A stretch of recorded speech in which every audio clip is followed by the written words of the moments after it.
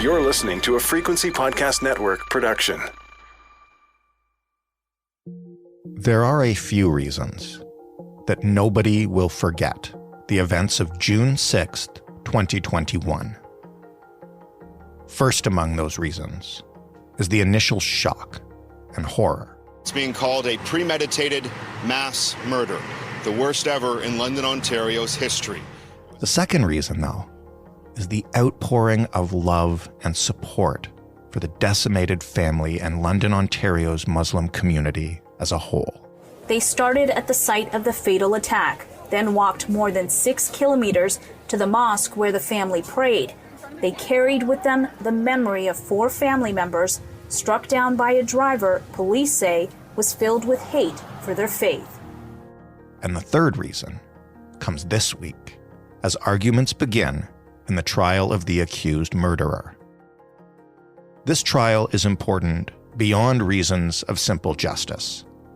That's because the man stands accused not just of murder, but of deliberate acts of terrorism, charges that make the case much more complicated and quite rare in this country, especially in their application to a crime not tied to Islamic extremism. London's Muslim community wants this trial to send a message to those who target victims because of their faith. In applying these terrorism charges, the Crown appears to have the same motivation.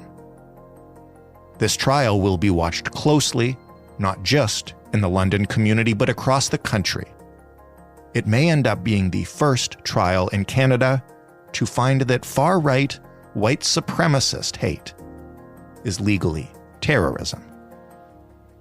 So what can we expect to hear this week in a courtroom in Windsor, Ontario? And just how important will the outcome be?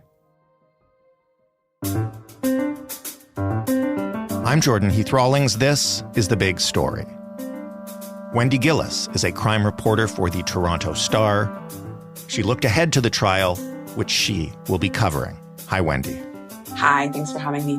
You're most welcome. Why don't, this is really unpleasant, but just to review the facts, can you tell us what took place June 6th, 2021 in London, Ontario? Yeah, this is one of the worst alleged hate-motivated attacks that we've seen in this country. And so I'm sure most people are familiar with sort of the bare bones of what happened. But this was a family, the Afzaal family, who were out on a Sunday night stroll. They were walking outside. As you remember, this was still in the midst of the COVID-19 pandemic. So a lot of us were going on these walks. Mm-hmm. And while they were going on a walk in their neighborhood in London, Ontario, they were struck by a truck that was traveling at a very high rate of speed. 5 of them were hit, 4 of them were killed. And it was 3 generations of that family that died. Only the 9-year-old son survived.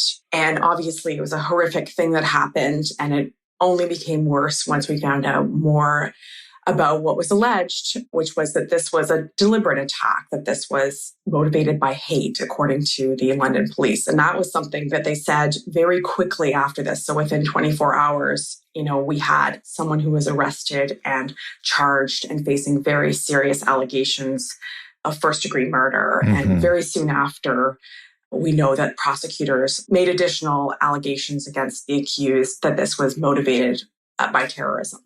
And that's a lot of what we're going to talk about today, these additional charges, what they could mean for the trial, what kind of precedent they might set. But since we're going to end up spending time talking about the alleged killer, maybe first, just give us a sense of the family. This is a family that was loved in the community. There really was, like in the days afterwards, just a tremendous sense of loss, but also of support. Yeah, and I'm so glad that you asked this question, because it's always my preference in talking about these things to put sort of at the center the victims, mm-hmm. The people that we lost, because sometimes when we talk about these stories, they can get lost a little bit, and I always want us to remember them sort of first and foremost. This was it's difficult to overstate, Jordan, an absolutely beloved family. You know, within a few hours of starting to work on this story, I had so many people who were coming out and saying, you know, they were pillars of the community in London, you know, specifically the Muslim community. They were from Pakistan, but had really established roots in London, starting with Talat, the oldest. She was the grandmother, really artistic. You know, I've seen some of her paintings, incredibly talented. Salman and Medea were the mother and father of Yumna, who was the youngest who was killed here. Salman was a physiotherapist, really well known as kind of a gardener. Where the neighbors told us about, you know, how much he relished being out in his garden and having flowers. And Medea was pursuing a PhD in environmental engineering. She was looking into how to clean soils. And Yumna was also, like her grandmother, very artistic. She had designed a space-themed mural in her Muslim school, and it remains there to this day. So very hard, as I said, to overstate just kind of how loved they were.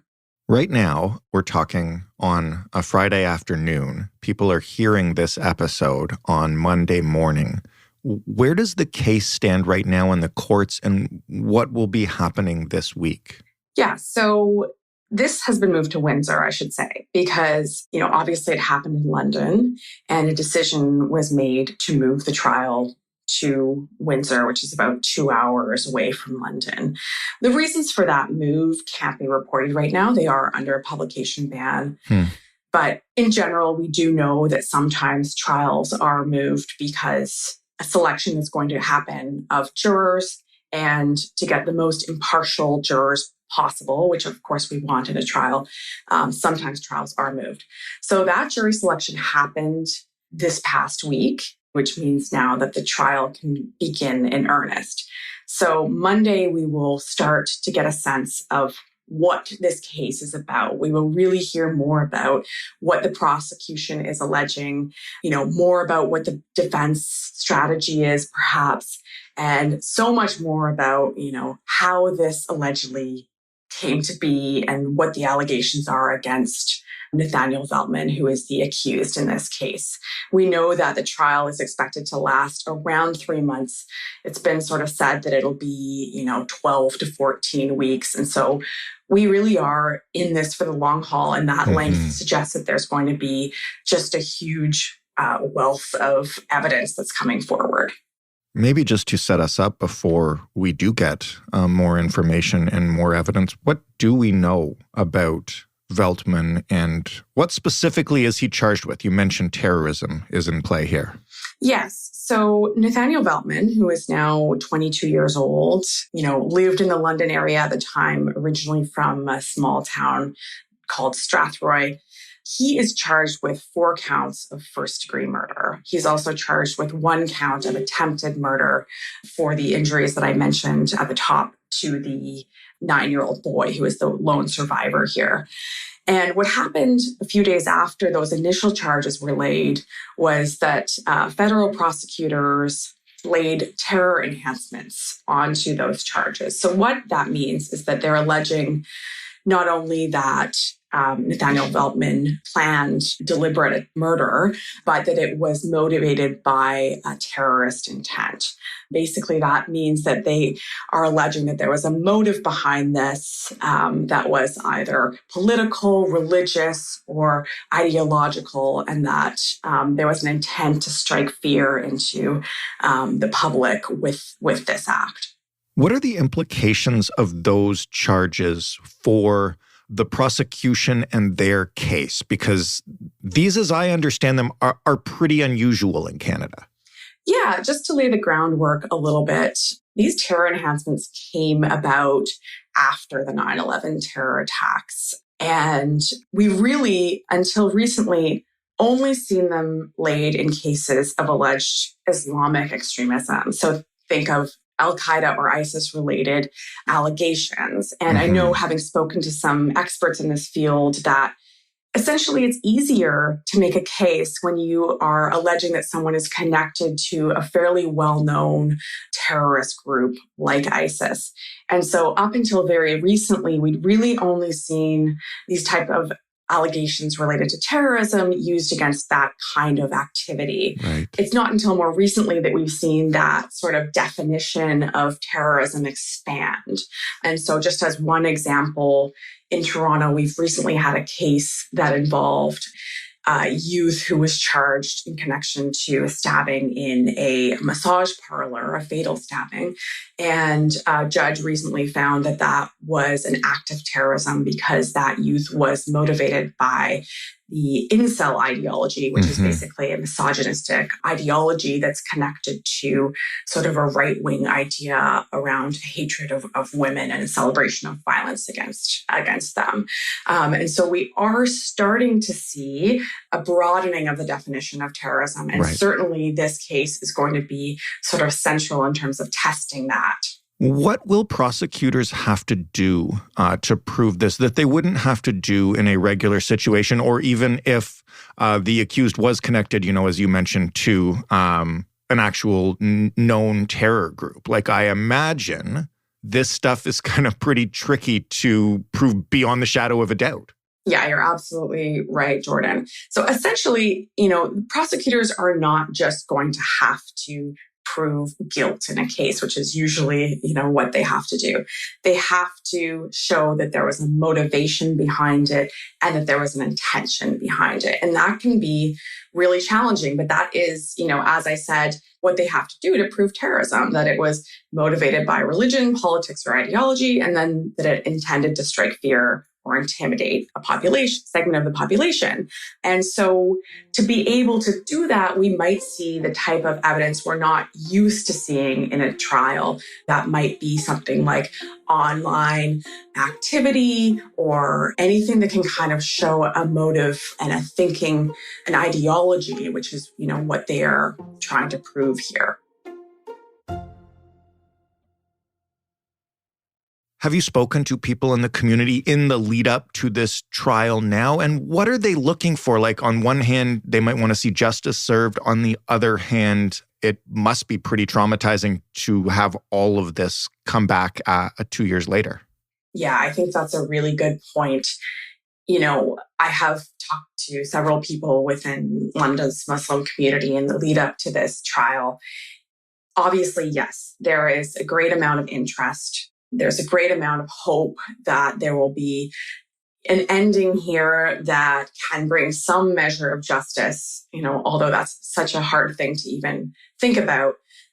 I did talk to one relative who is saying that the family is really looking for an ending to this trial that would send a very strong message, and that there will be some deterrence here around not just Islamophobic hate, but all types of hate, that's just not going to be something that we allow in this society, and that the court will send a message to that effect. Are the terrorism charges meaningful to them? I think it's hard to say. I mean, I think they're very meaningful to the community in terms of, just to mention briefly another case, Canadians will be well aware of what happened in Quebec City, the mosque shooting a few years ago that killed 6 people inside of the Quebec City mosque.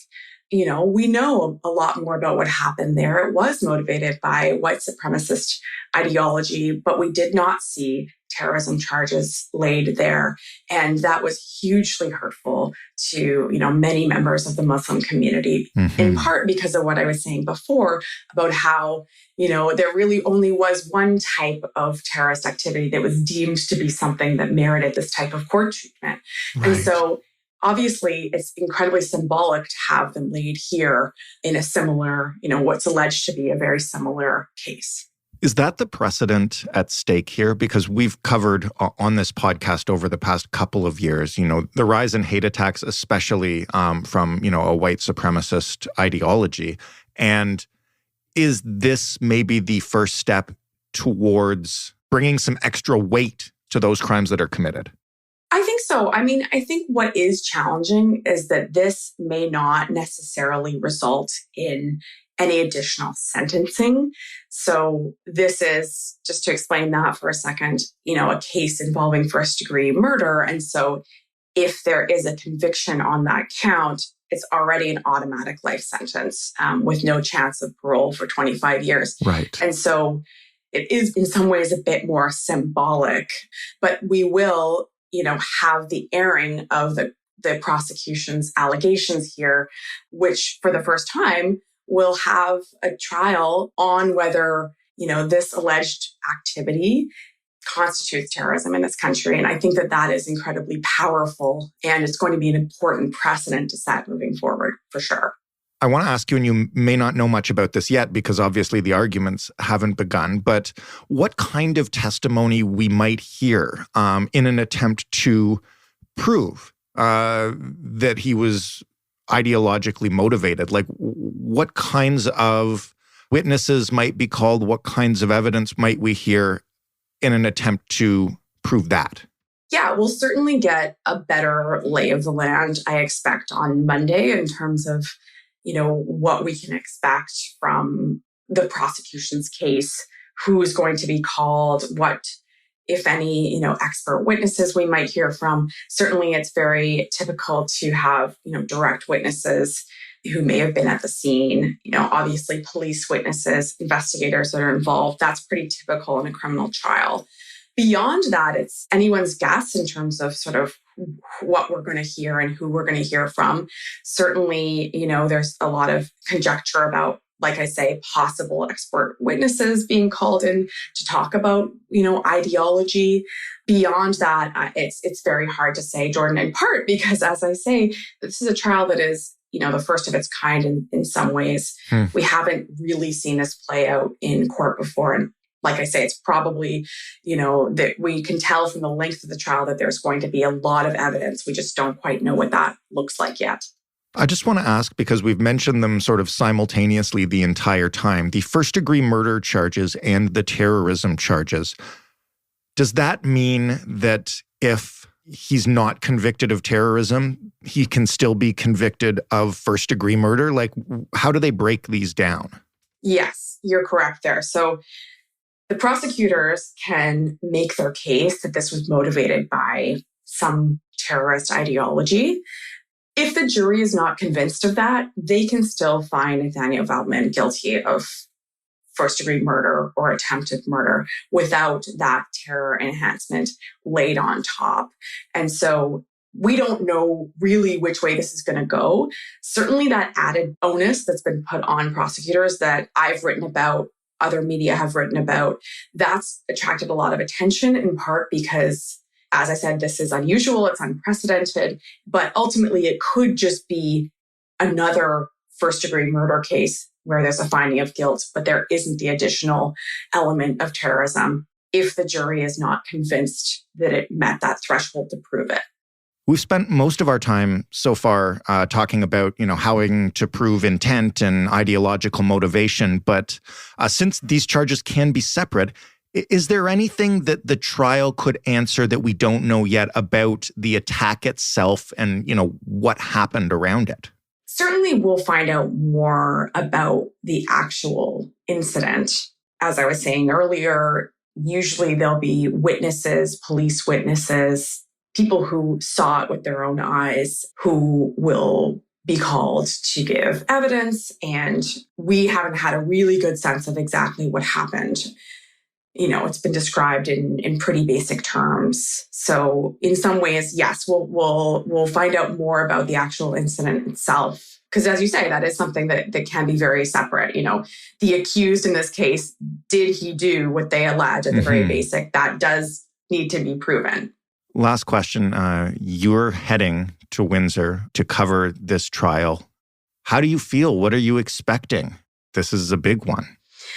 Yeah, there's always a little bit of trepidation before covering something that is going to be hard, right? I mean, it's emotional for anybody. This is far more about the relatives, the London Muslim community and the greater Canadian Muslim community. But I think for anybody who is going to be hearing these details and allegations, it's going to be really challenging.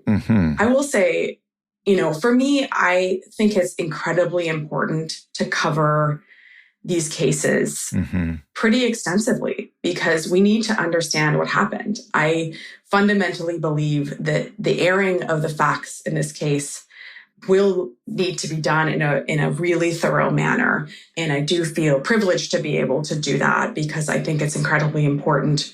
We are the eyes and ears in this case. And I think Canadians hopefully will be following along because number one, we can never forget that this happened. And number two, we have to understand why it happened.